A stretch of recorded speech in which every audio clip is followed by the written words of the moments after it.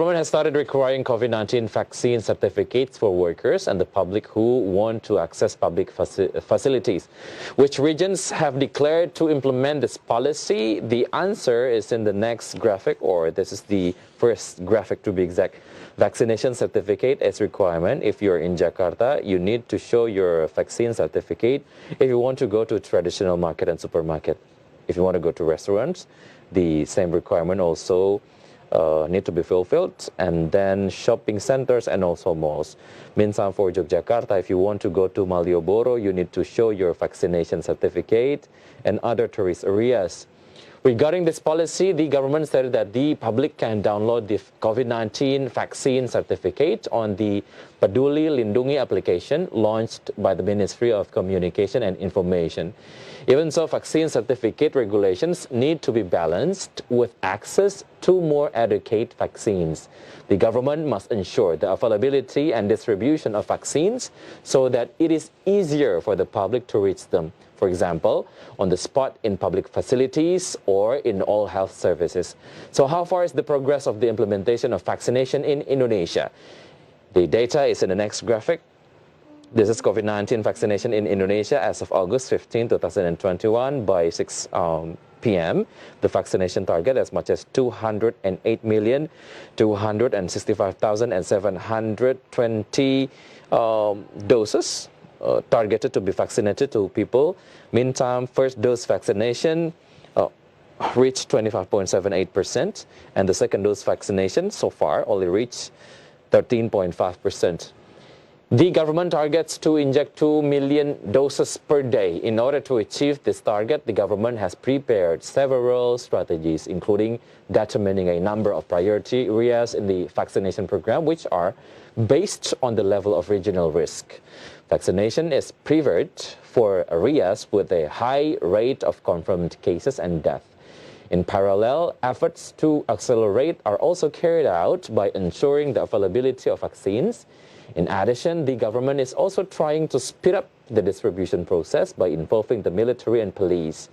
However, a number of obstacles were encountered in the implementation of vaccination. For more details, let's move to the next graphic. These are the obstacles in implementing vaccination.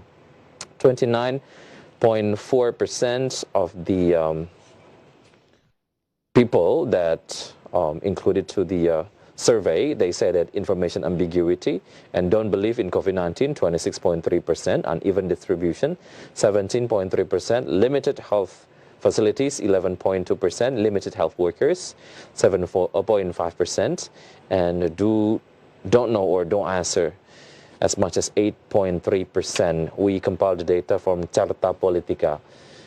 Vaccine distribution also has its own problem, one of which was stated by the governor of West Java, Ridwan Kamil, who proposed that the provinces have greater authority in regulating the distribution of vaccines to districts or cities so that they are more targeted, effective, and efficient. On the other hand, rumors of vaccinations and their side effects have resulted in some residents still being reluctant to do so. And then, does vaccination one of Indonesia's economic growth drivers? Let's see the data on the next graphic. This is government's projection on Indonesia's economic growth. The surge in cases of Delta variant of COVID-19 threatens economic growth in the third quarter.